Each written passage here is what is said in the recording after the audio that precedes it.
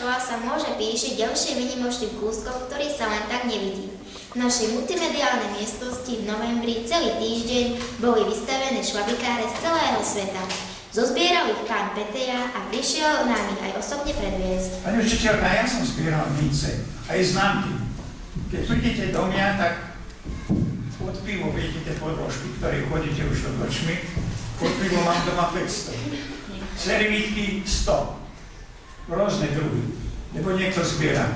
Ja som zbieral mince, odznačky.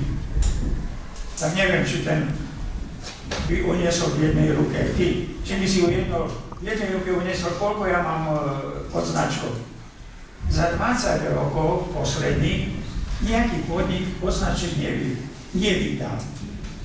Tak aj ja si myslím, no tak každý, poviem takto po šarisky, každý zasraný chlapec zbiera dačo také. Chlapci obyčajne označky, známky, ja neviem, jak to zbiera koruny, jak tu pani učiteľka hovorí. A ja som jedného dňa prišiel na to tak, dačo také zaujímavé, ktoré by bolo poučenie, pretože ja nie som prorok, ale ak vy už budete mať 80 rokov, tak dovolím si povedať, že šlabikáre už vôbec nebudú. Máte tu tie počítače, neviem, jak sa to volá. Ja to doma nemám. Ktorý je váš najobľúbenejší šlabikár? Či máte aj nejaký najobľúbenejší? No tak budeš prekvapený, ale je slovenský. Slovenský je najkrajší, najfarebnejší. Ďalšia čo do farebnosti je z bývalého Sovietskeho zväzu. To sú také farebne, pekne. Každý šlabikár má svoje. Ale povedám, slovenský je najkrajší. Ja keď mne sa niekto pýta, tak na prvom mieste. Najškarednejší nemôžem povedať, pretože škaredný sme.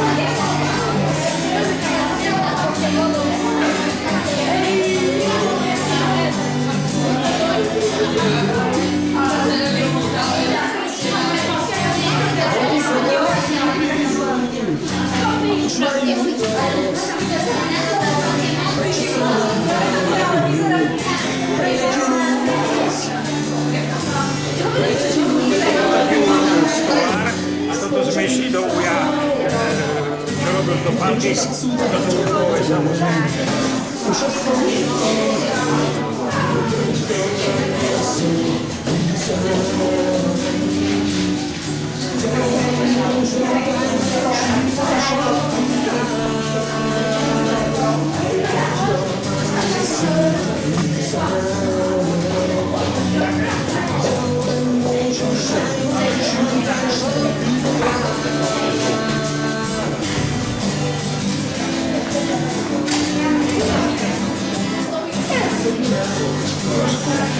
Zostávajú deti, tak, a keď sa učia A, bude učiteľka povie A, tak, B, C.